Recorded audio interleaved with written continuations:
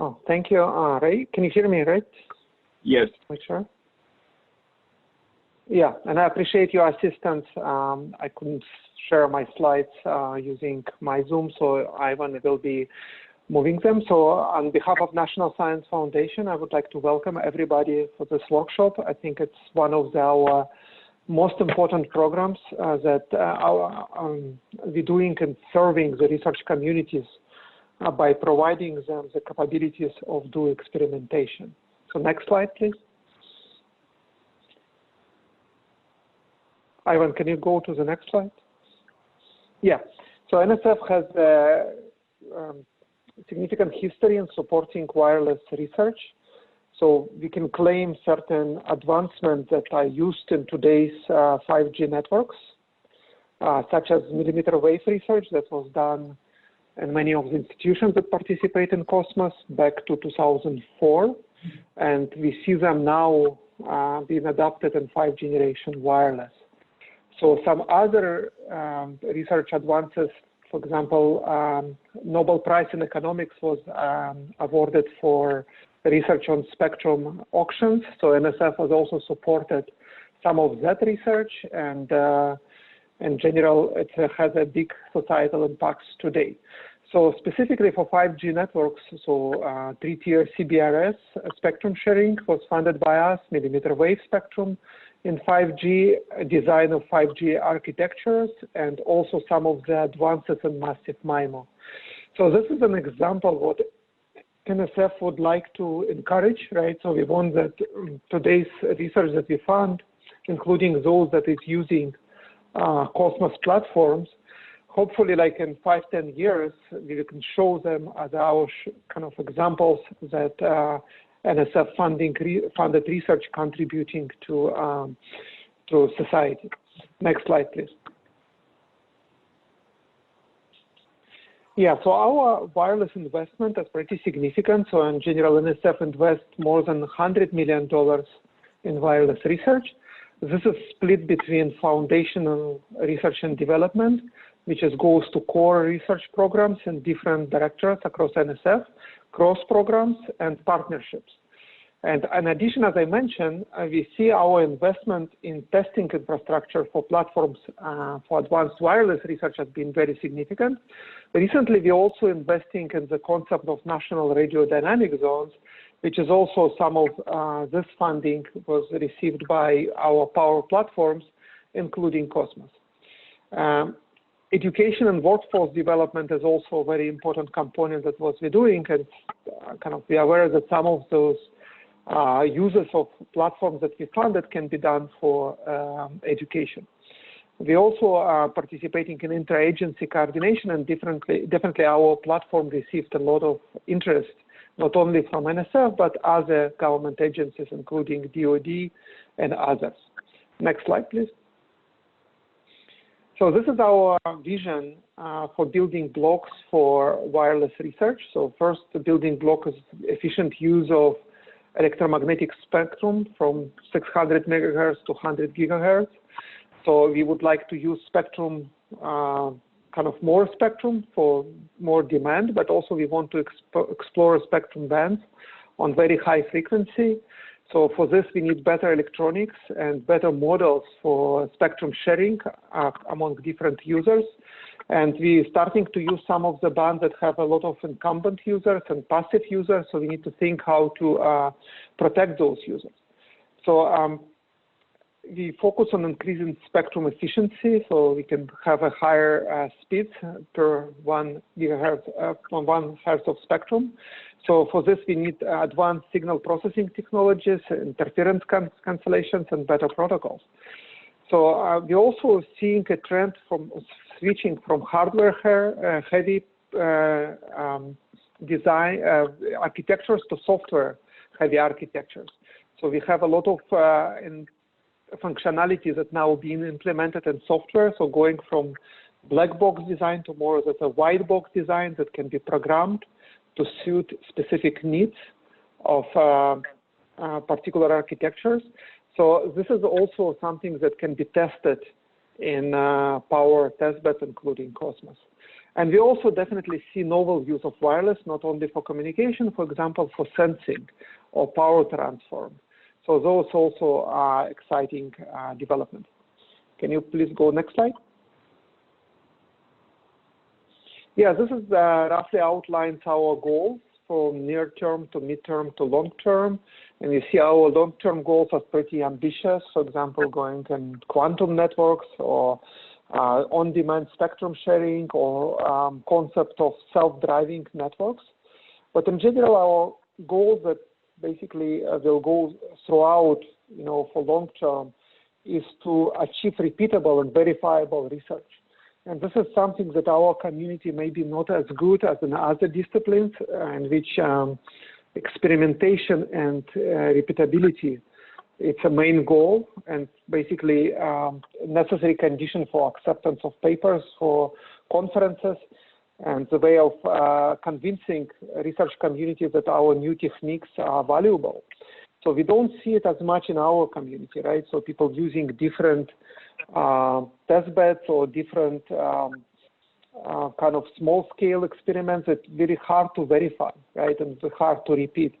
So hopefully by funding these platforms that all community can use, we can make sure that specific methods developed by one PI can be repeated and verified by others PI. So this would be very will play a major role in enabling research, right? So because we would like that other PIs can recreate the conditions that of those experiments and can see that claimed advancement are really true in variety of practical settings.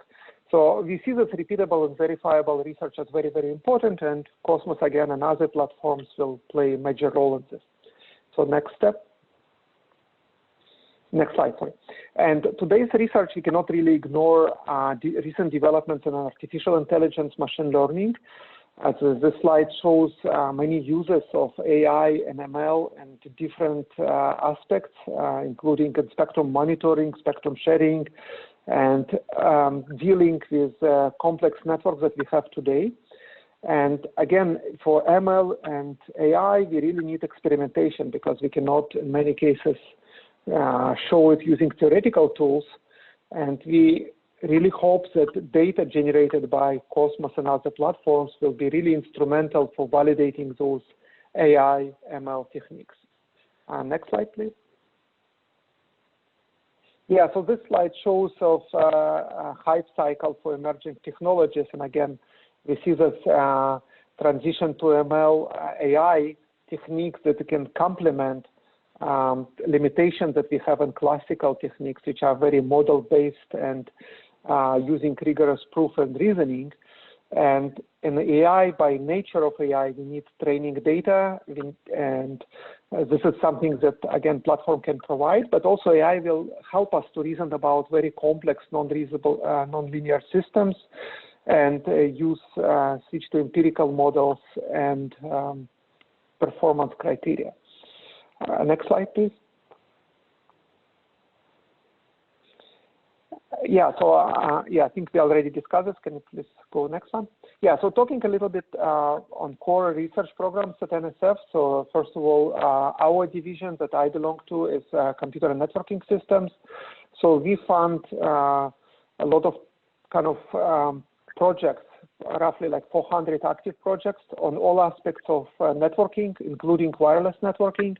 We're emphasizing security by design. Again, it's very difficult to kind of move the needle in this front, but we really would like to encourage research community to think about security as a first-class principle in designing those wireless systems and think about security very earlier in the design.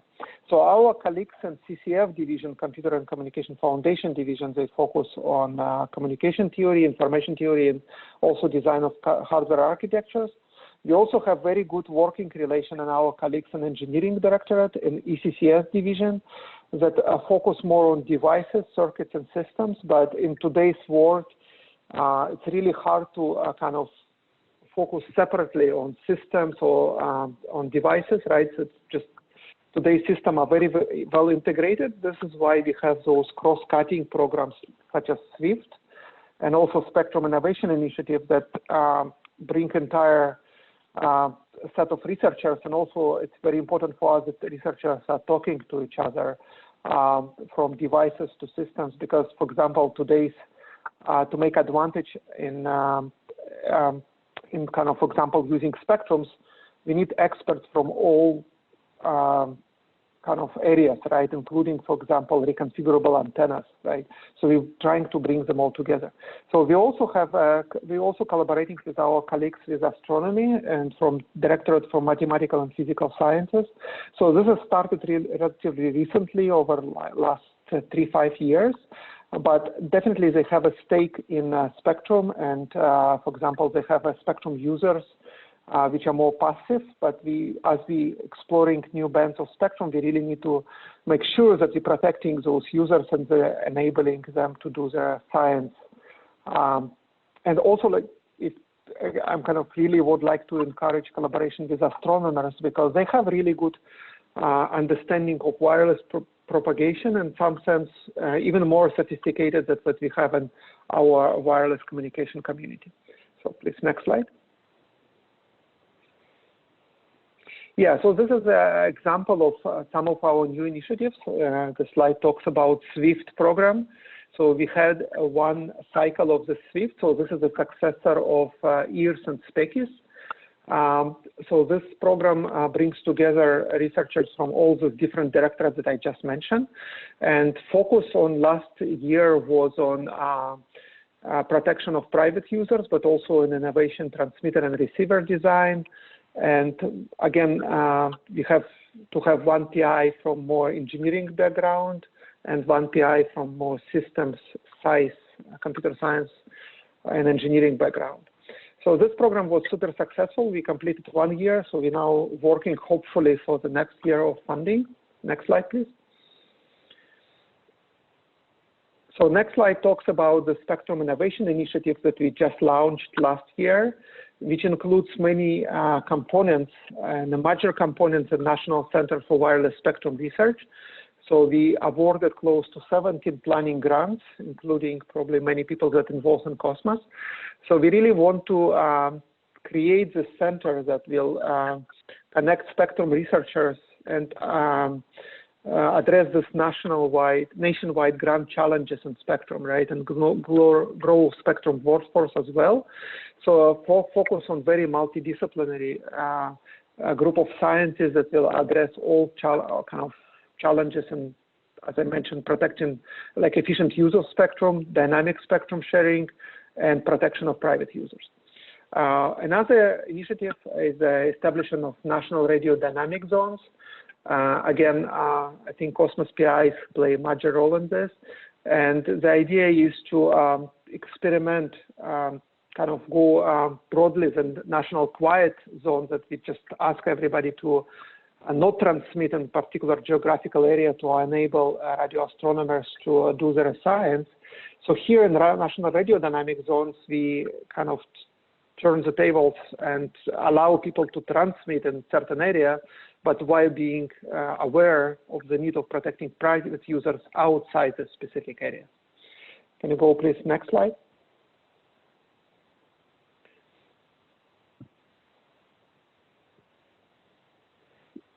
Yeah, so this is another slide of wireless centers. As I mentioned, we awarded planning grants, but everybody can participate in this competition for national spectrums, which will be done in this year. So roughly it will be January, February, March submission deadline. You can look on this solicitation. It could be still revised, but it's kind of just roughly, you can look on current solicitations that is listed here. So participation, and everybody can participate. You don't have to have a planning grant to team up. So if you're interested in this, you can team up with the existing teams or form your own team. Next slide, please. Yeah, so this is a slide of the concept of national radio dynamic zones. So we will conduct a series of workshops, which will be led by Maria Zheleva from SUNY Albany and Chris Anderson from United States Naval Academy. So, and we already awarded several supplements for people to work on this concept. And this will allow us to, again, create test beds and have designate specific geographical area, which will allow highly flexible experimentation. So it will allow transmissions in those areas and try not to minimize and control those transmissions to not to kind of create major impact of people outside this area. Next slide, please. Yeah, so coming back to this power testbed that we envision, so we kind of, this is a cycle envisioned by NSF that people can do some small scale experiments in their local small testbeds, but then we funded, transitioned from DARPA this emulation environment called Colosseum, which will be open. I think it's already open for general public, and it will be hosted in Northeastern University. And then once people do this experimentation in emulated environment in Colosseum, they can bring their designs to one of the power platforms, including Cosmos, and do those experiments in the wild.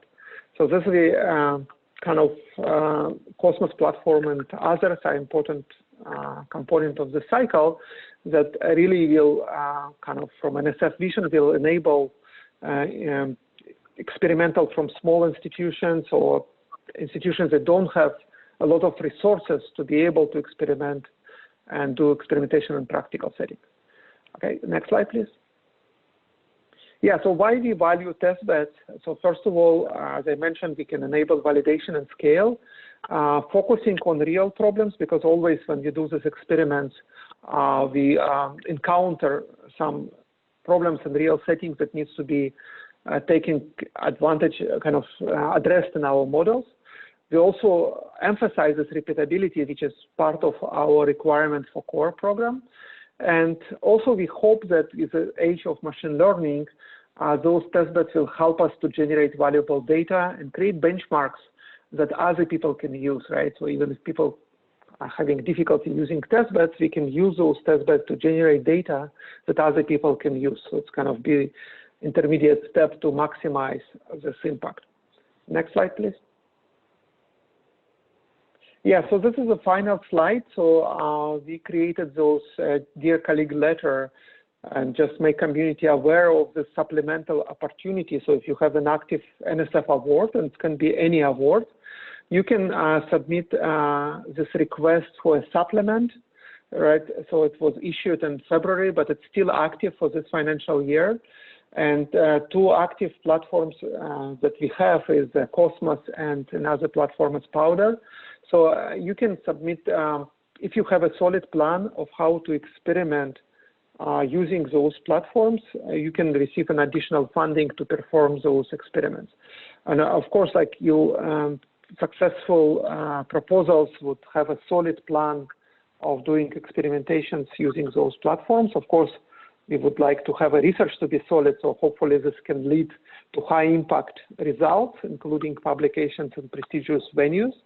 But we also need to kind of, those experiments needs to be feasible, so it's, you might want to contact this platform, and this workshop actually is very useful opportunity to see what Cosmos can offer. But if you just, after this workshop, if you have some ideas of experiments that can be run using Cosmos, you can definitely utilize this opportunity to receive more funds to performing this experimentation. So with that, I'm just kind of, unless people have any questions, I will go back to Ray and Gil. And thanks again for giving me opportunity to present. Go ahead. Yeah, maybe I can read the question, right? So for power supplement, could PI from other fields like engineering, CMMI apply?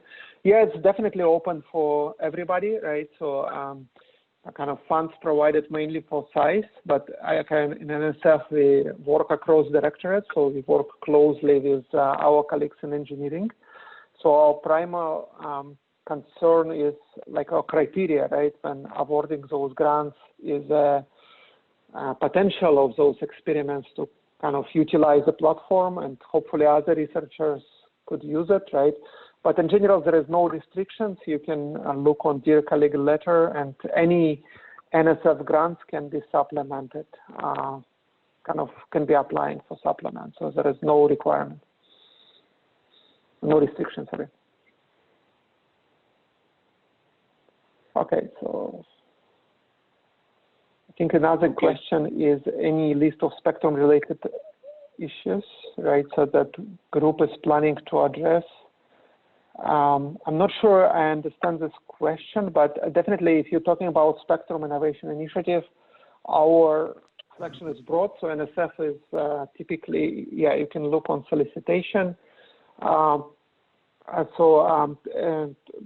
planning grants, we very open-ended, right? So we want community to identify. So if you're looking on SII, we put together a few bullet items, but definitely NSF is community-driven, right? So all spectrum issues are in, right? So we emphasize dynamic spectrum sharing, but it's very broad. So we even people can look, for example, on impact of radiation on high frequency on health, right? And also social, economical issues, right? They're all included.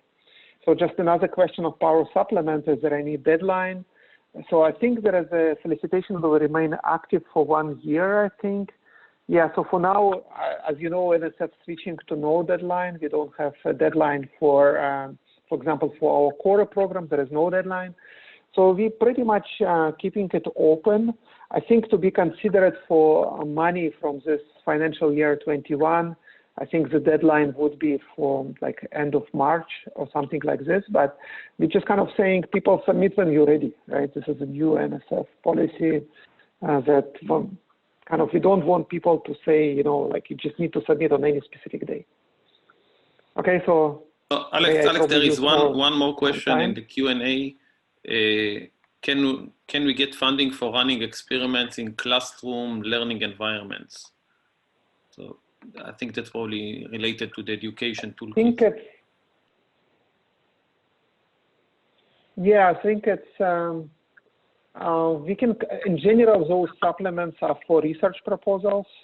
They're not kind of education can definitely be part of this, but as written, I think this supplement is for doing experiments, for doing research, right? Because this is the primary goal, right? So, but however, if you have ideas for using it for education, you can definitely contact us and we can see.